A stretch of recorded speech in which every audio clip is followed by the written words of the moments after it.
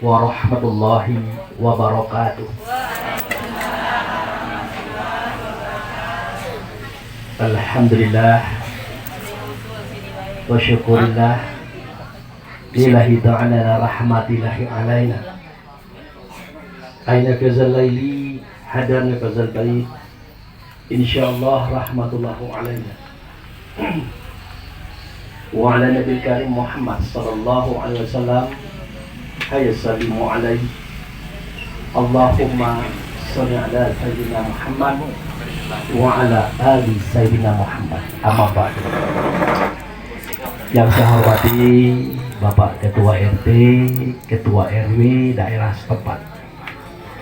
Yang saya hormati Pak Imam Khotib Bilal Ghorim.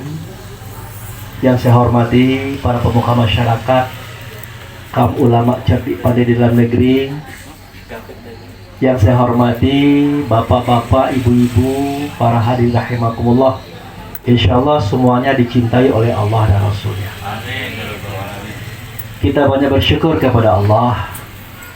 Dengan anugerahnya kita diberi kesehatan dan kekuatan, sehingga dengan itu kita dapat hadir dan datang di rumah saudara kita ini dalam rangka bersilaturahmi, memberi kasih tawar dan sidingin, memberikan ketenangan hati, di mana seperti yang sudah kita ketahui telah berpulang kepada Allah salah seorang saudara kita, kaum kerabat kita, orang tua kita, yaitu Bapak Syahril bin Sabi, seperti yang dijelaskan oleh menantu beliau tadi.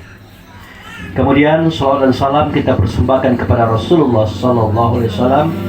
Allahumma sholli ala Muhammad wa ala ali Muhammad. Amma ba'du.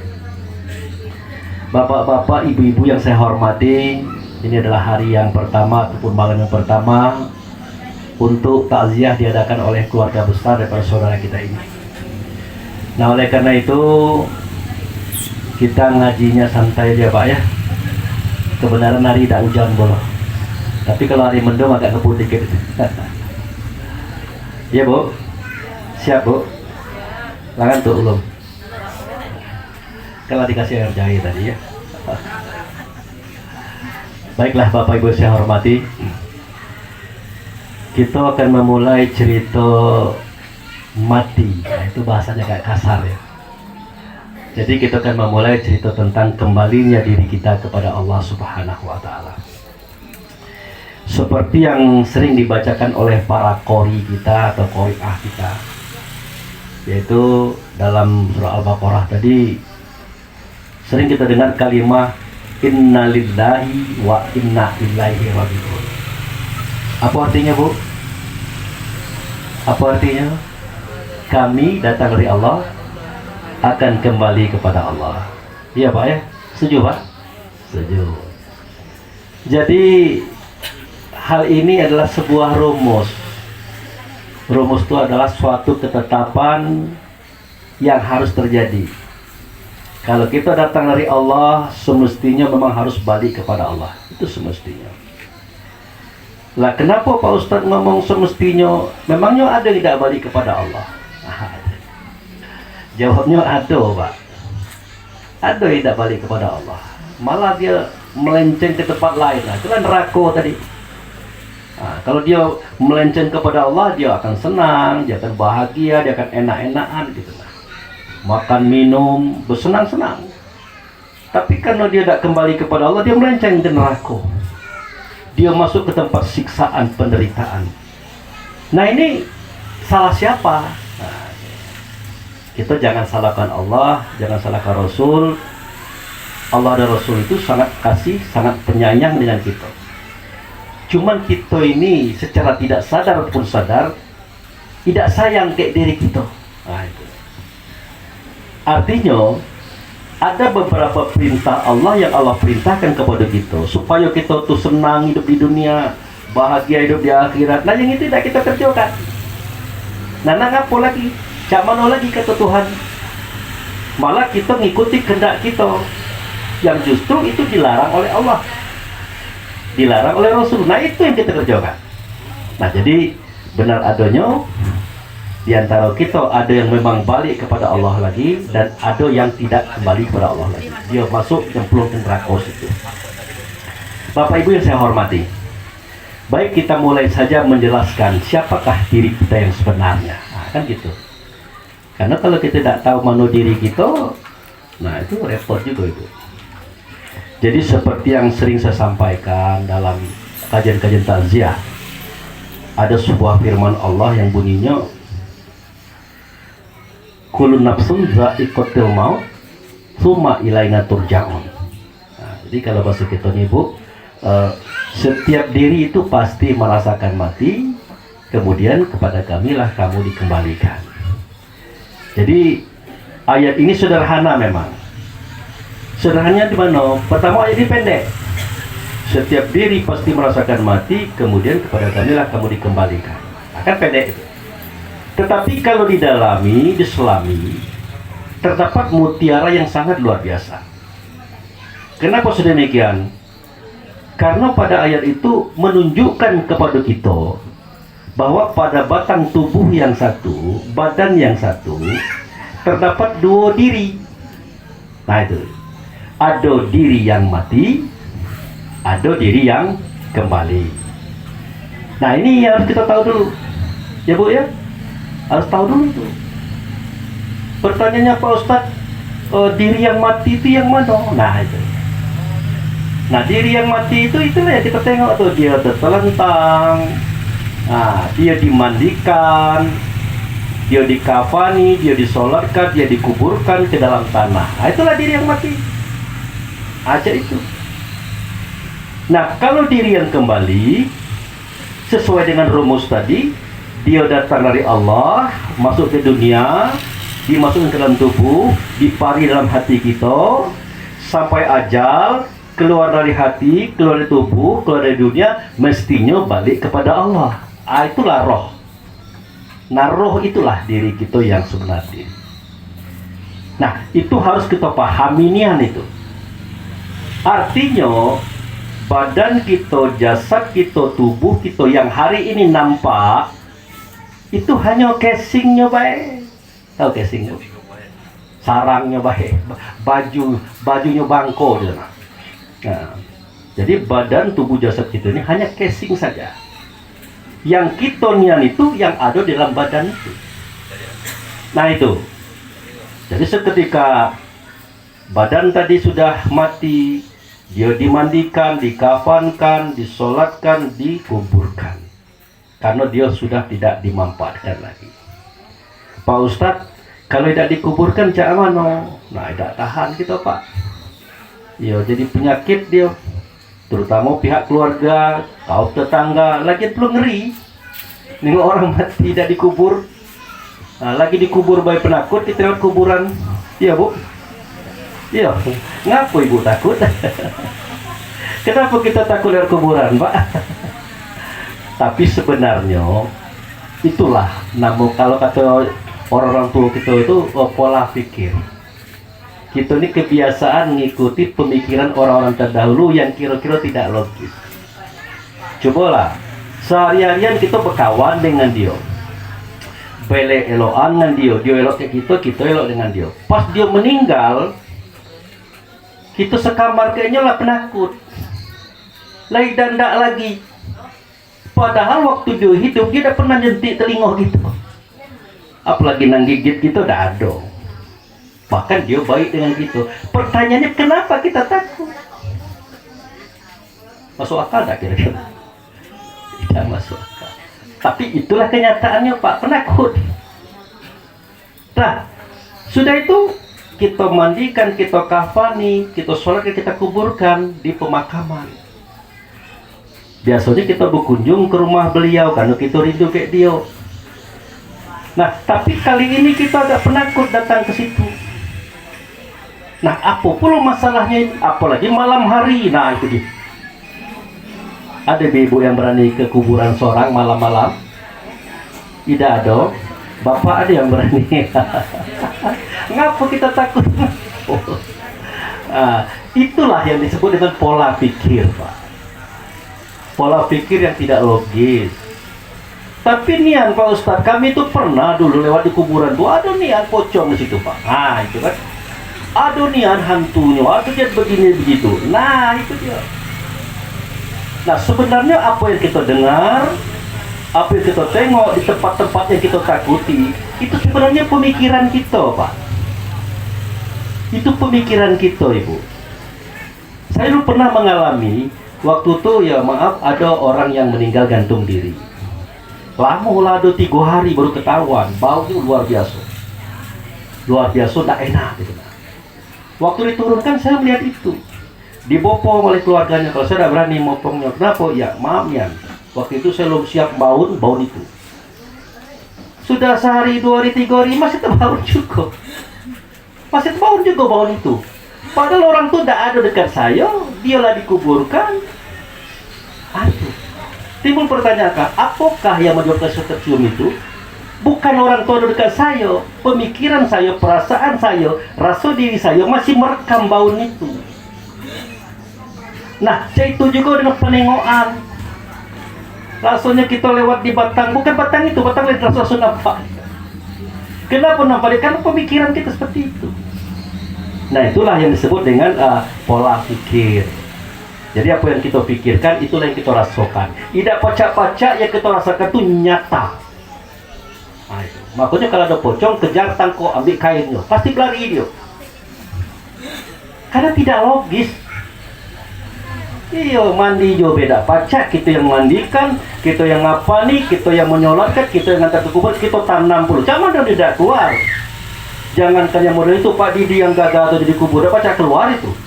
Nah, dia lagi hidup-hidup tuh, lagi gagal itu dikubur. Tak pacak keluar, apalagi yang tidak bernyawa lagi. Tapi kenapa kita takut? Itulah pola pikir. Baik, kita masuk ke cerita kita tadi. Jadi Bapak Ibu yang saya hormati, seketika diri kita, roh kita keluar dari tubuh, dia itu belum langsung kepada Allah, belum. Tapi ada suatu tempat batas antara dunia dan akhirat, namanya barzah. Barzah itu artinya batas. Kenapa batas? Dikatakan di dunia badannya lah tak nyawa lagi, tak terkubur. Dikatakan kiamat, langit dan bumi belum hancur. Maka terletaklah beliau-beliau itu di alam batas, namanya alam barzah. Nah itu ada 2, ada namanya aliyin, ada namanya asidin. Nah kalau aliyin itu tempe orang yang bersenang-senang, tempe orang yang berlemak-lemak, tempe orang yang amal solehnya banyak. Kalau asidin itu tempe orang disiksa, diazab, babak belur, bengkak-bengkak, nanggung di situ. Nah kedua tempat itu tinggal kita pilih. Kita milih yang mana? Bu, nak milih yang mana? Nak yang lemah apa yang susah? Nak yang lemah. Ini dosa lagi. Ini dosa lagi. Jadi ibu nak milih yang lemah, Pak. Bapak nak milih yang mana? Yang lemah. Iya, kita Pak, bulan Ramadan kemarin, kita kan bersahur waktu fajar, berbuka setelah azan atau beduk berbunyi. Tapi waktu beduk nak dipukul ataupun azan nak dibunyikan, kata Allah jangan dulu azan, jangan dipukul dulu beduk itu. Kalau nak azan, azanlah, tapi puasa kamu ditambah 2 hari lagi. Kata Allah, nah, misal ini, paham Pak? Tak makan, tak minum 3 hari 3 malam, baca mati, baca ini. Nah, lemah lah tidak beragama, ada baca ini. Nah, mulai kita banyak ician itu. Artinya baru 3 hari lah tak tahan, tak makan, tak minum. Nah kita bayangkan di alam sana tuh kita nak makan Bapak, kita nak minum, kita nak lemak, nak bersenang-senang. Lah 3 hari 3 malam tak makan je susah, apalagi untuk selama-lamanya. Itu perlu kita pikirkan. Makanya Allah menjadikan kita ini lahir di dunia supaya kita tahu apa Pak Ustadz? Tahu adab situasi kondisi di alam berikutnya. Cak mana adab dan adatnya serta situasi alam berikutnya sama dengan dunia ini Pak. Kita butuh makan, butuh minum, butuh rumah, pakaian, kendaraan dan kawan-kawan. Kita butuh. Nah bayangkanlah Seandainya di dunia ini kita tidak berbaju, tidak, macam mana Pak kira-kira? Pacak Bapak keluar, apalagi Ibu tambah tak mungkin bisa keluar kalau tidak ada pakaiannya. Sudah itu kalau kita tidak ada kendaraan, walaupun saya dekat sini Pak di Merpati Limo, tidak ada kendaraan, lah pakai kendaraan aja masih lanjut ke situ tadi Pak Didi. Pacak terlambat sini subuh baru sampai jalan kaki. Sudah itu pagi tadi tidak makan, siang tidak makan, malam tidak makan, besok tidak makan lagi, pacak nanggung. Ujung-ujungnya apa? Mati dan tidak hidup, tidak pacak, lemas kita. Artinya butuh. Nah makanya jauh-jauh hari Allah Subhanahu wa Ta'ala mengajarkan. Adalah surah Al-Baqarah Pak yang bunyinya begini. Wa basyiril ladzina amanu wa amilus sholihat annalahum jannatin tajri min tahtil anhar. Kullama ruziqu min hanas samara wa rizqa qalu hadzal ladzi ruziqna min qablu tubihi mutasyabiha wa lahum fiha azwajun mutahharah wa hum fiha khalidun. Muhammad, sampaikanlah kepada orang yang beriman, sampaikanlah kepada orang yang percaya, sampaikanlah kepada orang yang yakin kepada aku. Apa yang disampaikan ya Allah? Nah, sampaikan Ciko. Nanti kalau nyo sudah tidak ada lagi badannya, sampai ajalnya, dia balik kepada aku. Sebelum sampai kepada aku tempatkan dia satu posisi. Nah, itulah alien tadi. Nah, aku kasih dia sebuah rumah. Rumah, atapnya perak, dindingnya emas, lantainya mutiara merah yakut. Di bawahnya ada 4 sungai. Sungai arak, sungai madu, sungai susu, sungai air tawar. Di dalamnya ada perabot, ada pelayan. Di sekeliling rumah itu ada buah-buah, nak buah apa saja ada. Nak duren, nangko, macam-macam. Apel ada kalau. Tinggal petik baik. Nah, seketika mereka memakan buah itu, mereka ngomong, hadzal ladzi ruziqna min qablu wa tubihi mutasyabiha. Nah, wah ini kan makanan yang pernah kita makan di kandang limun kemarin. Nah, itu. Wah ini kan durian yang pernah kita makan waktu kita beli dekat stadion kemarin. Jadi barang itu tidak jauh berbeda. Cuman kelasnya pada dari situ daripada di sini.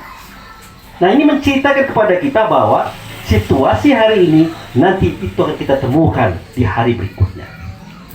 Nah makanya kita siap-siap. Siap-siap bersuara baik, berkata baik, berbuat baik kepada diri kita, keluarga kita, kaum kerabat kita, tetangga kita. Nah itu. Jangan sebaliknya. Jangan ke keluarga, ke tetangga, ke diri kita tidak baik. Ke diri kita tidak baik. Ada duit pelitnya, tahanlah makan sekali sehari. Ya kalau duitnya tidak ada apa boleh buat? Ikut duit banyak. Ada duit, jadilah sendal kecepit yang setahun yang lalu itulah dipakai. Mondar mandir cek itulah. Nah dengan keluarga pelit, keluarga yang lainnya pelit. Biasanya kalau orang pelit, mengeluarkan uangnya dia tidak mau, tapi uang orang dia mau ambil. Itu sifatnya. Kalau ada sumbangan macam-macam, belum orang minta sumbangan dia lagi hilang. Nah itu. Iya Pak, iya Bu. Apa nama itu? Pengerit. Nah itu.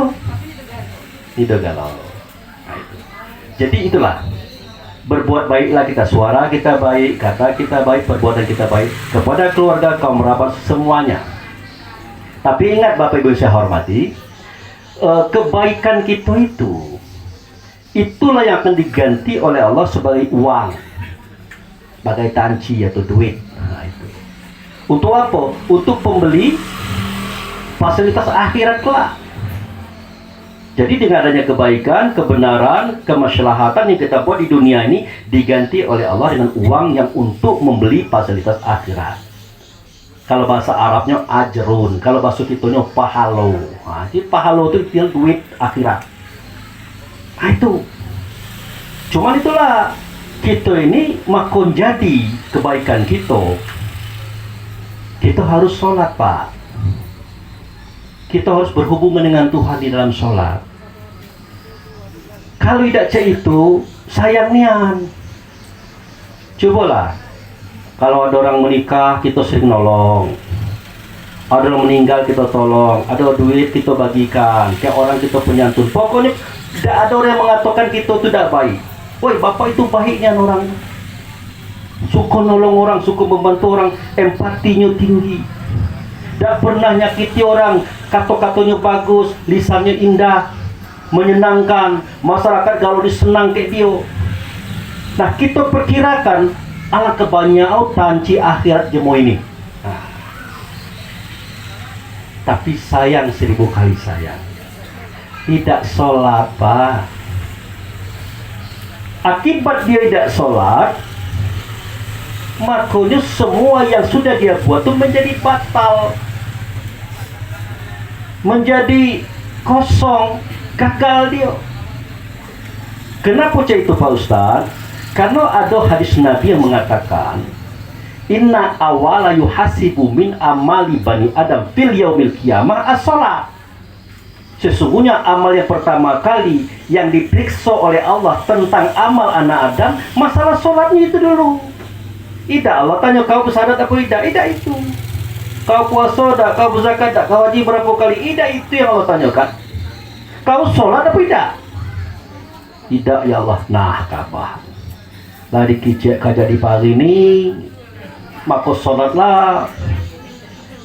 Nah, madak tu rumah gedung tu punya kabar, kebentuknya lah bidadari tidak kabar kalau gitu.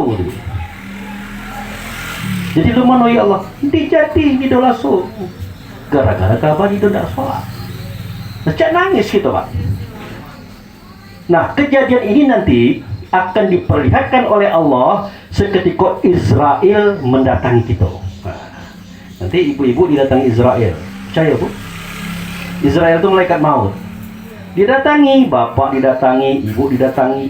Nah, sebelum dia mencabut roh kita atau mengeluarkan roh kita, diputar dulu film. Film kita mulai dari bayi itu, mulai kecil, besar, remaja, gadis bujang, menikah, sampai kita nak meninggal, diputar. Nah, padeknya film itu, segala yang elok-elok dulu diputar. Yang indah-indah diputar. Sudah itu diceritakan pula, nih, fasilitas kamu dapat gedung besar, buah-buahan, kebun banyak, sanak kamu banyak, ini banyak. Tapi kata malaikat maut, ini tu langsung kau berdapat. Ya ngapa malaikat maut? Nah, ni pilih yang mau berikut dah. Dikidai dia. Wah, ni dah solat, ni dah sembahyang. Nah. Akhirnya, Pak Imam saya rasa tahu ayat ini. Akhirnya apa yang terjadi? Ngiceklah dia tuh, Rabbana absorna wasami'na farji'na na'mal solehan inna mungkin. Ya Allah, lah aku kina inian, lah aku dengar nian, lah aku hadapi nian, tertipu aku rupanya. Aku kira lah banyak nian pahala aku tuh, tanci akhirat aku tuh, fasilitas aku. Ternyata ni dogamu. Tahu gitu kan mau? Tahu? Tidak. Itu bahasa kita. Tidak ada. Ternyata persoalannya adalah masalah sholat. Makanya dia ngomong warji'na na'mal solehan. Kembalikan aku ya Allah ke dunia sebentar, baik. Untuk apa? Na'mal soleh. Soleh itu sholat, ibu. Sholat arti soleh itu. Dari sholat inilah muncul semua perbuatan-perbuatan yang ada kita buat. Bayangkan, nak minta waktu dikit baik ke dunia, nak sholat biar dapat lagi yang tadi itu. Kata Allah dan nyo ceritanya, kabar kemari kemana? Laudim labis masuk. Makanya fazuku azaba bima kuntum ta'malun. Kau rasakan azab, kau rasakan nanggung gara-gara kerja kabar itulah. Nih, dia Tuhan azab. Kita tulah milih. Maka masuk ke Asijin. Nah, di Asijin itu negeri yang merah, api galau, penduduknya kejam dan ganas, namanya malaikat. Nah, apakah ada makanan di situ malaikat itu, Pak Ustaz? Ada makanan dia, tapi buah zakum, durian besi, keruan, durian, berduri-duri, tapi jadi besi. Ngapa kata malaikat? Lapa kabar? Oh siap. Ngawa kamu mulut tu, dia ambil durian, dia letak pak. masuk ke mulut pecah. Nah, masih 6 buah, hidup ke 6 buah nanggung. Aku ndak minum, nak minum ke apa? Sini kudai, jambi ya. Ada coran besi, air nanah, darah, macam-macam kotor. Diambil minum, dipaksakan minum. Ngaku nak berbaju, sini berbaju. Diambil aspal, kurang aspal tu. Kalau dia mau buat aspal tu kan hitam gelegak, diambil disiramkan kita. Nanggungnya di situ. Minta ampunnya. Nak manggil bini jauh, manggil anak-anak jauh. Empuk manggil nido terdengar. Itu akibat apa? Kelalaian kita. Maka orang mau ustaz-ustaz ceramah, tolong ceritakan ini. Jangan melawak saja. Melawak terang habis waktu. Nah, padahal bapak cerita lucu. Memang senang gitu, tapi isinya itu. Nah, jadi itulah Bapak Ibu saya hormat. Sholat. Jadi sholat itu Bapak Ibu adalah usaha kita bertemu dengan Tuhan, ngiciat, bercerita tentang apa yang kita kerjakan. Tetapi sholat ini berat. Wasta'inu bis-sabri was-shalah innaha laqibah ilal khosai. Dirikan oleh kamu sholat, meminta tolonglah kamu kepada Allah dengan sabar dan sholat. Sesungguhnya pekerjaan itu berat. Lah macam mana tidak berat? Kita tidak pergi menuju Allah. Katakanlah Allah itu syariatnya Baitullah ya. Katakanlah Baitullah itu syariatnya Ka'bah di kota Mekah. Intinya kita mengingat ke situ. Makanya setiap masjid mengarah ke situ. Nah, kita sudah berwudu, lah berpakaian indah, lambawa telekung, lambawa sejadah ke masjid.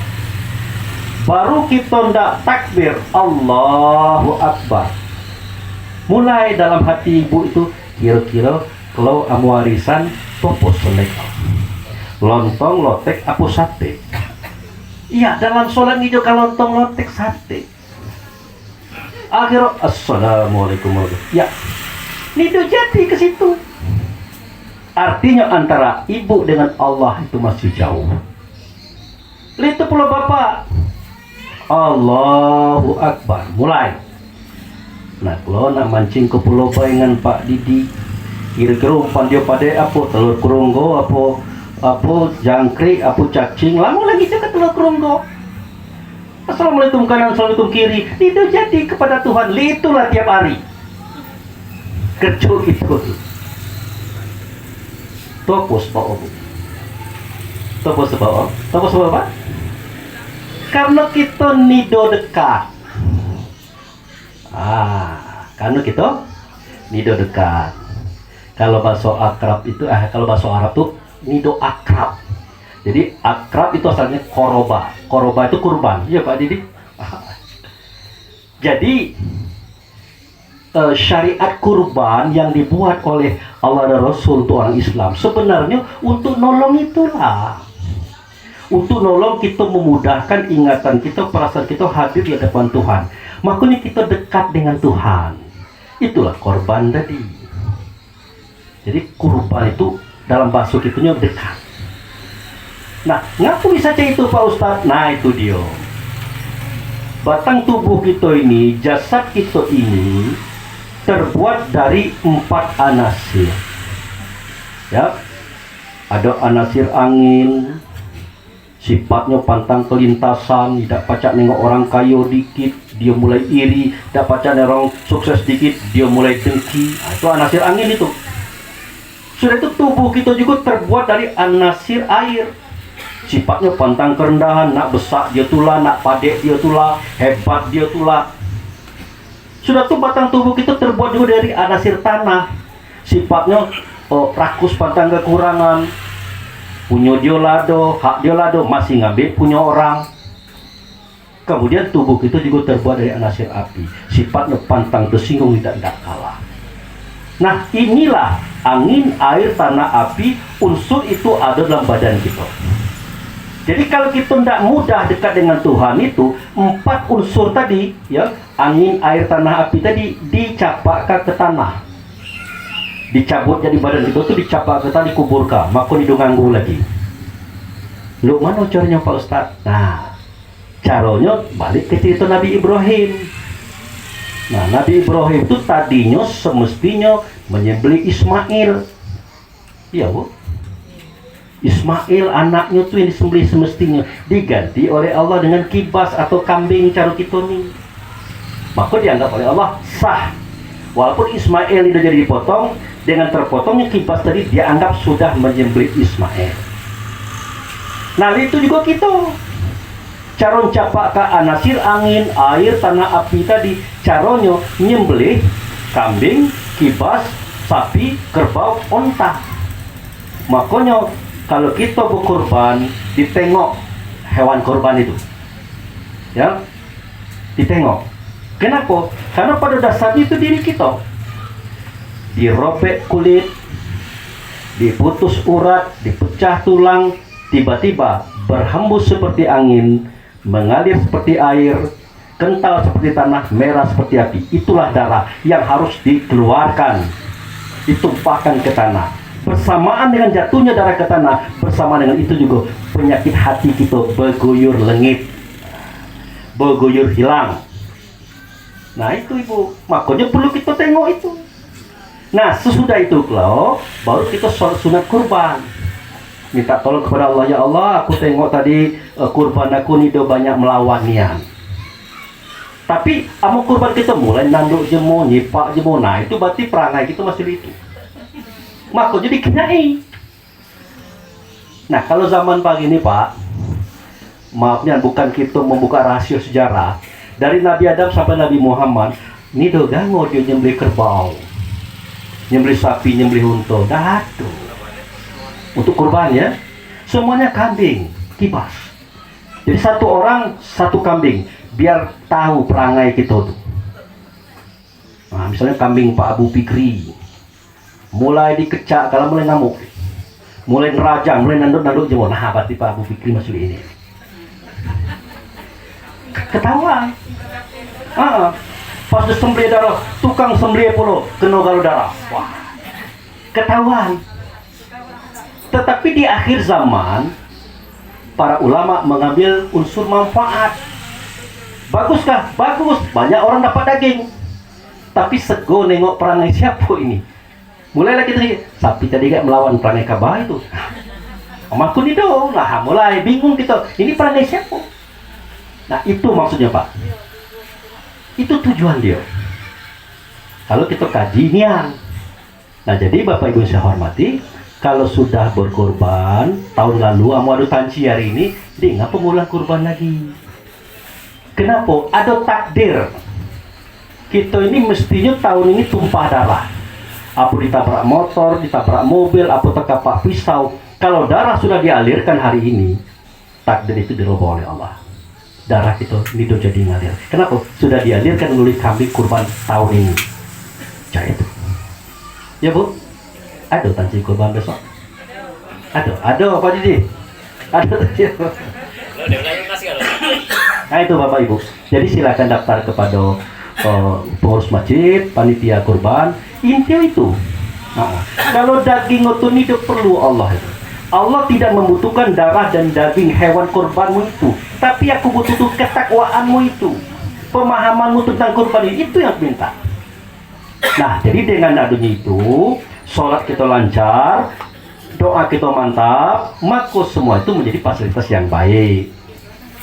Tapi kalau sholat kita ngalur ngidul cak tadi, walaupun lumayan daripada mau di sholat, bermasalah juga itu.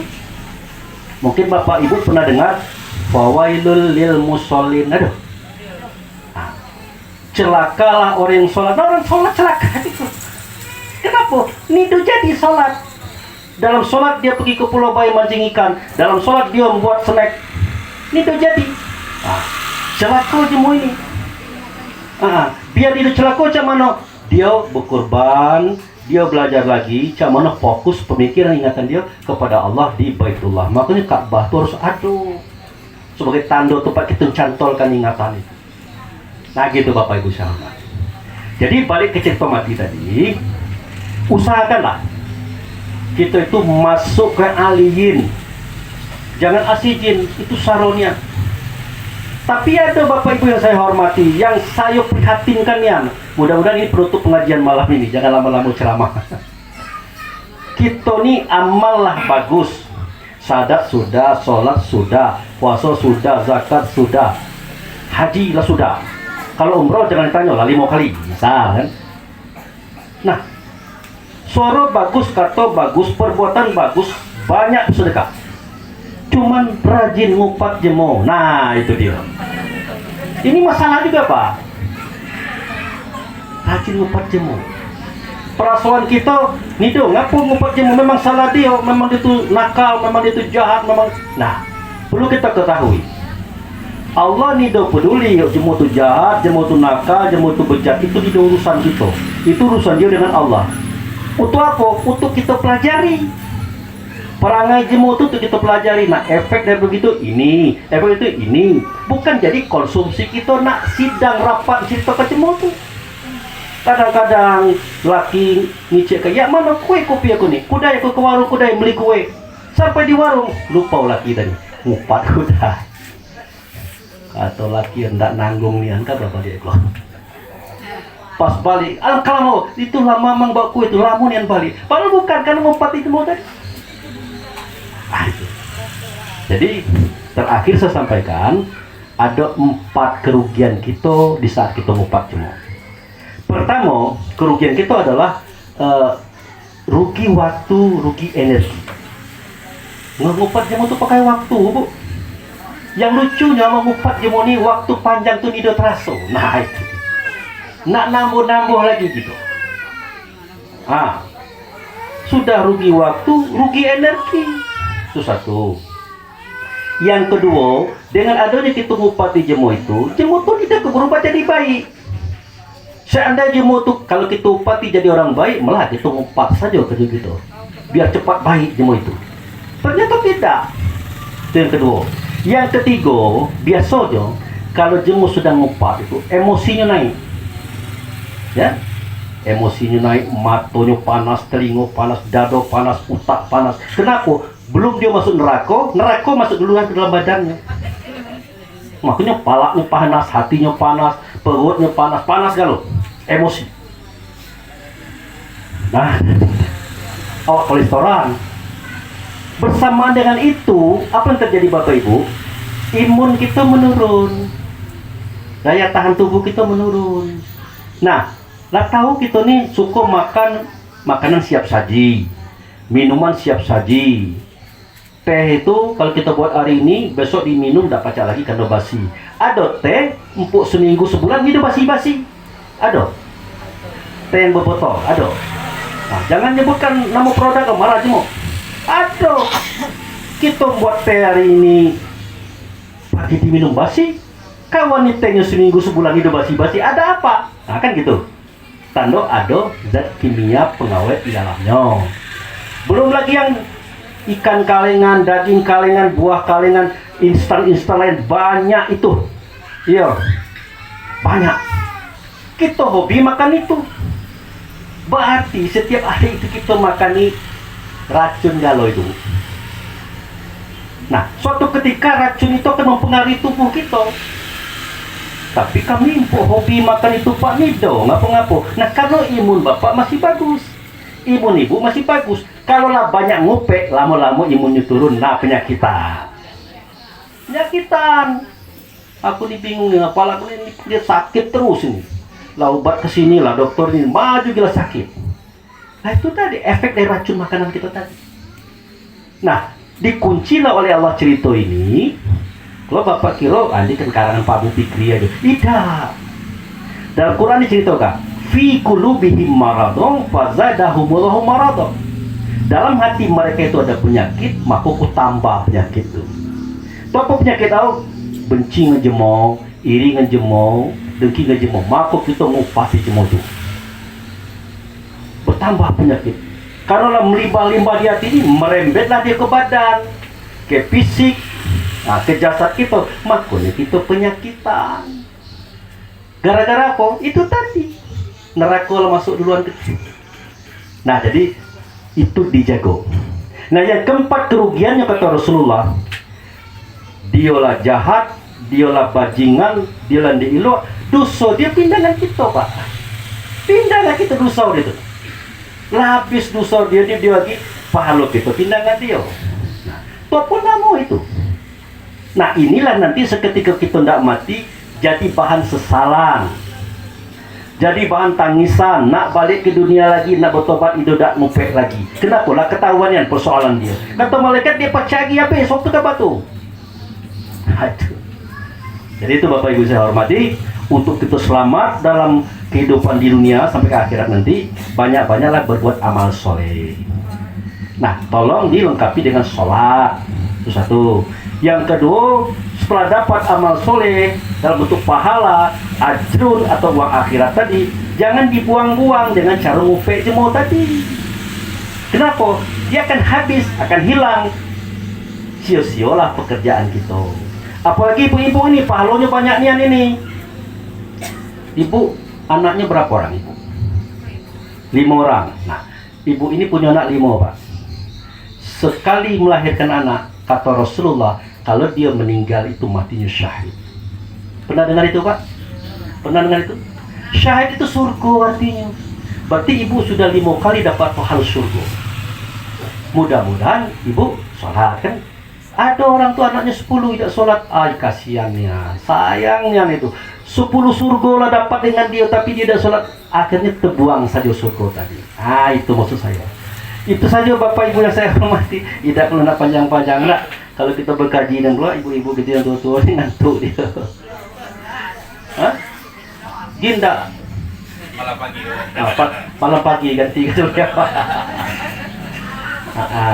Jadi kira-kira itu loh ya. Mudah-mudahan meninggalnya orang tua kita ini, Bapak Syahril bin Sabina, beliau ini kan telah pergi kepada Allah. Nah, kita tidak tahu apakah beliau ini sudah sampai kepada Allah atau dia berbelok kepada lain. Itu tidak urusan kita. Urusan kita mendoakan beliau, ya. Sudah tuh menyolatkan beliau. Kalau ada anak-anak, menantu, cucu, ada rezeki, bersedekahlah atas nama beliau. Semoga itu akan diganti oleh Allah menjadi fasilitas beliau. Makanya ada adik-beradik kita, kaum kerabat kita sebagian, kalau ada yang meninggal itu biasanya kan ada yang tahlilan, ya, ada yang yasinan. Hari ketiga ada yang doa bersama, dan ada makan dan minum. Nah ini sebenarnya khilafiyah. Arti khilafiyah ini hanya perselisihan pendapat. Siapa yang nak melaksanakan itu silahkan. Siapa yang tidak, ya tidak perlu apa-apa. Yang penting itu jangan kita bermusuhan gara-gara berbeda paham.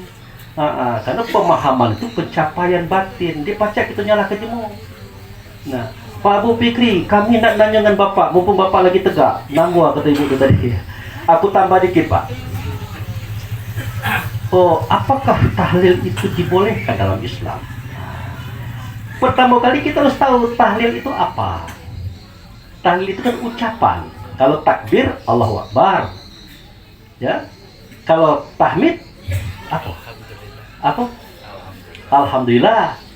Kalau tasbih, Subhanallah. Kalau tahlil, La ilaha illallah. Kalau itu pertanyaan dia, boleh deh kita baca La ilaha illallah? Boleh ya? Boleh deh kita baca tahlil?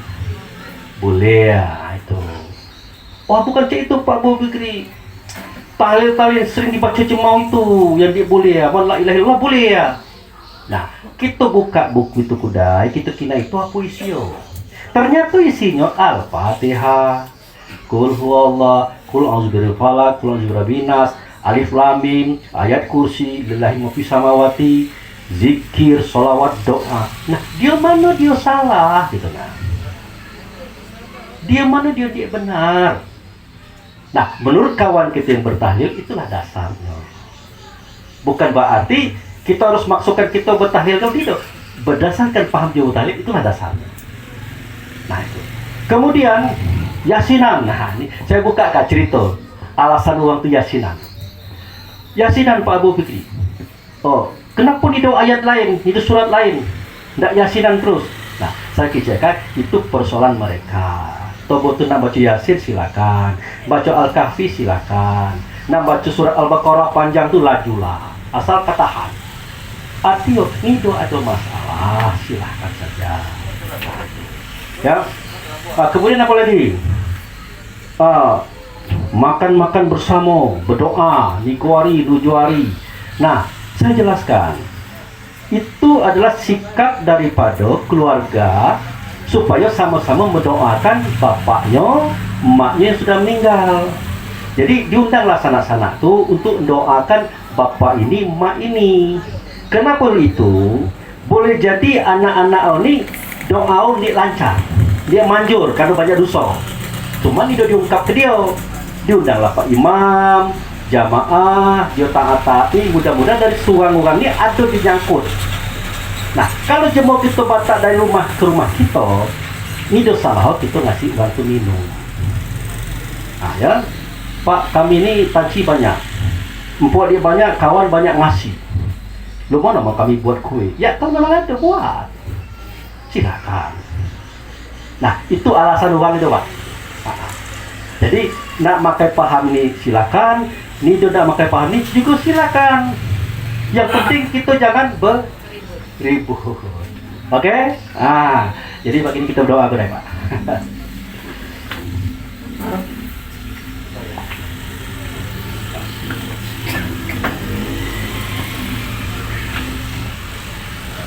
Marilah Bapak Ibu yang saya hormati, kita berdoa kepada Allah untuk orang tua kita, keluarga kita, datuk kita, Bapak Syaril bin Sabi. Kita mulai. Na'udzubillahi minasyaitonirrajim. Bismillahirrahmanirrahim. Alhamdulillahirabbil alamin. Asyhadu an la ilaha illallah wa asyhadu anna Muhammadar Rasulullah. Allahumma sholli ala sayidina Muhammad. Allahumma sholli ala sayyidina Muhammad. Allahumma sholli ala sayyidina Muhammad wa ala ali sayyidina Muhammad. Ya Allah ya Rahman ya Rahim. Ya Malikal Qudusus Salam ya la ilaha illa anta. Allahumma ya Allah, fi hadzal laili wa fi syari'ati hadarna fi hadzal makani wa fil haqiqati hadarna fi hadratika. Aina hadarna fi hadratika bizzambina katsira. Fadzalika faghfir lana 'ala dzunubana. Faghfir lana 'ala dzunubana, faghfir lana 'ala dzunubana. Rabbana zalamna anfusana wa illam taghfir lana wa tarhamna lanakunanna minal khasirin. Rabbana fir lana wa liwalidayna warhamhuma kama rabbana syaghira. Allahumma fil lil mu'minin wal mu'minat, muslimin wal muslimat al ahya'u minhum wal amwat, khususan ikhwana ismuhu Syaril bin Sabi. Allahumma fir lahu warhamhu wa'afihi wa'fu anhu. Allahumma fir lahu warhamhu wa'afihi wa'fu anhu. Allahumma fir lahu warhamhu wa'afihi wa'fu anhu wa akrim nuzulahu wa wasi'an maqalahu wadkhuluhu bi rahmatika jannah innaka ghafurur rahim. Rabbana inna nas'aluka salamatan fid din wa afiyatan fi jasadi wa tanfa ilmi wa barakatan fi rizqi wa taubatan qabla al-maut wa rahmatan indal maut wa awina fi sakaratil maut wal maghfirati ba'dal maut. Rabbana fataqabbal minas sholatana wa siyamana wa takaswa'ana wa tadaru'ana wa zikrina wa qira'atal qur'ana innaka ghafurur rahim. Rabbana atina fid dunya hasanah wa fil akhirati hasanah wa qina azabannar. Rabbana subhanaka rabbil izzati amma yasifun wassalamun alal mursalin walhamdulillahi rabbil alamin. Terima kasih Bapak Ibu yang sudah berdoa dan mendoakan orang tua kita tadi. Semoga doa tadi diperkenankan oleh Allah, dikabulkan dan memberikan fasilitas bagi beliau di alam sana. Demikian, terima kasih Bapak Ibu. Salah dan benarnya dari saya tadi, saya minta maaf. Kepada Allah saya mohon ampun. Wabillahi taufiq wal hidayah. Assalamualaikum warahmatullahi wabarakatuh.